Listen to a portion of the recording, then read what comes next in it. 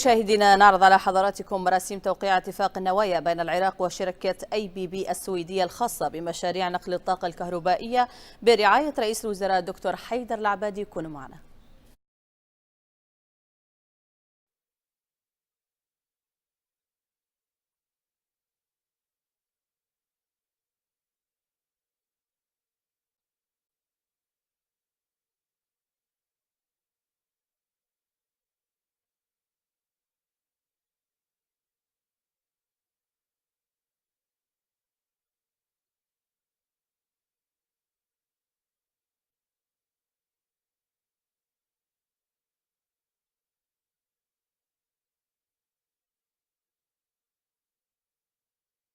I'm really happy to be representing the government of Sweden here today on this important occasion, and I think it further consolidates the relationship between Sweden and Iraq and ABB's continued presence in the country. نحن هنا سعيدون لتواجدنا في العراق للمساهمة في بناء البنى التحتية في العراق، وأيضا نحن ممتنون لتوطيد العلاقات التي كانت برعاية جمهورية السويد. The government and the embassy have continuously been involved in taking this project forward. It was also raised between His Excellency Prime Minister Abadi and His Excellency the Swedish Prime Minister Stefan Löfven when he visited Iraq last autumn. وبرعاية السيد رئيس السويد والذي التقى مع السيد رئيس الوزراء السيد حيدر العبادي. وأنا هنا لأقدم شكري للسيد العبادي ووزير الإعمار والإنشاء السويدي in finalizing this agreement. The involvement of the Swedish government and the Swedish Export Credit Institution is another essential feature of making this deal happen. And of course, it also marks the importance that Sweden attaches to the project and our future cooperation with Iraq. It is my hope and expectation that we, through this agreement, undersigned by ABB and the relevant هذه الاتفاقية تأتي في إطار مواصلة الاتفاقات بين البلدين لدعم العراق. هذا الاتفاق حصل بين العراق والسويد مع شركة ABB السويدية. السفارة والحكومة السويدية تشكر الحكومة العراقية لإتاحة فرصة توطيد العلاقات بين البلدين الذي تم بمساندة رئيس الوزراء العراقي السيد حيدر العبادي.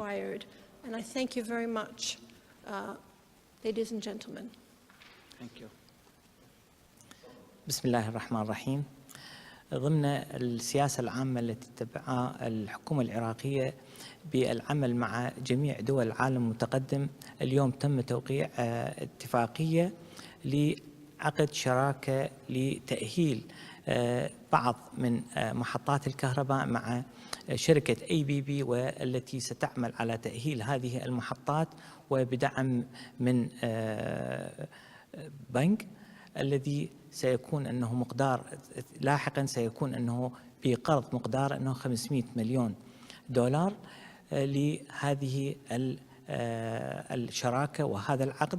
نأمل أن تكون أنه خلال الأيام القادمة هناك خطوات سريعة لتأهيل محطات الكهرباء لتكون هي ما هي إلا خدمة للمواطن العراقي لتأهيل الطاقة الكهربائية خلال الفترة القادمة. وأتأمل أن السيد وزير الكهرباء هو من يتحدث عن تأهيل المحطات التي ستستفيد من هذا القرض. ليتفضل السيد. بسم الله الرحمن الرحيم. الحقيقة تم هذا اليوم فتح باب تعاون مع شركة ABB، وهذه الشركة لها علاقة تاريخية مع وزارة الكهرباء في تجهيز المحطات سابقا، ولأجل إعادة تأهيل هذه المحطات التي تقادمت وإضافة معدات جديدة بتكنولوجيا حديثة، لأن المعدات المجهزة قديمة جدا وتحتاج إلى تجديد وتحديث. تم العمل مع شركة ABB لفترة طويلة إلى أن تم الوصول إلى أهداف وإطار عمل مع هذه الشركة. قامت الشركة بالتنسيق مع الجهات المقرضة ومؤسسة ضمان الصادرات السويدية لغرض ضمان قرض لغرض تغطية أعمالها التي سيتم الاتفاق عليها معنا. توقيع هذا اليوم هو اتفاق إطاري سيفتح الباب لنا للتعاون مع شركة ABB لكي نجلب خدمة من الشركات الأصيلة المؤهلة المعروفة، وليس عن طريق الوسطاء كما كان يجري سابقا. نتمنى التوفيق للشركة، ونتمنى التوفيق لوزارة الكهرباء ووزارة المالية التي ترعى هذه الاتفاقية كونها يتم تمويلها من خلال قرض، وسنكون من جانبنا جاهزين لتقديم أي عون ومساعدة للشركة ولمن تختاره للعمل معها في العراق. شكرا جزيلا.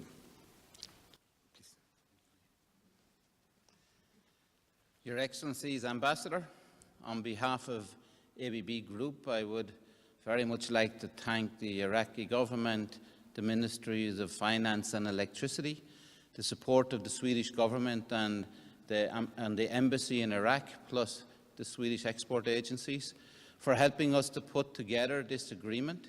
بالنيابة عن معالي السفير، أود أن أشكر وزير المالية بدعم من الحكومة السويدية وشركة ABB فخورة جدا، ونحن جاهزون للعمل وإنجازه في أقل وقت وإكمال بعض المشاريع على أحسن وجه. To accelerate our commitment and to select projects in the very short term which will help the government to fulfill the needs of the Iraqi economy by working on critical projects. So from ABB perspective we are committed. We're very proud that we have been in Iraq. نحن تعاملنا مع العراق من قبل سنوات. نحن نعلم أن العراق يمر بأوقات صعبة، ونحن ننظر إلى المستقبل ونريد أن ندعم العراق في نهضته. And hence we are fully committed to expanding our local resources in Iraq. We see that many of the opportunities to execute the project, to serve and to look after the long-term life cycle of the projects to be done by our ABB Iraq people. And that's a commitment we're willing to make. And also, in view of that this is a part of a wider development of Iraq, we are very pleased to hand over another letter with the same structure of financing of the agreement we signed today for another 500 million that we would like to work between Sweden, ABB, and the Iraq State, the Ministry of Electricity. ونتصافح الآن بعد توقيع العقد بقيمة 5 ملايين دولار بين العراق والسويد لتثبيت حسن النوايا بين البلدين.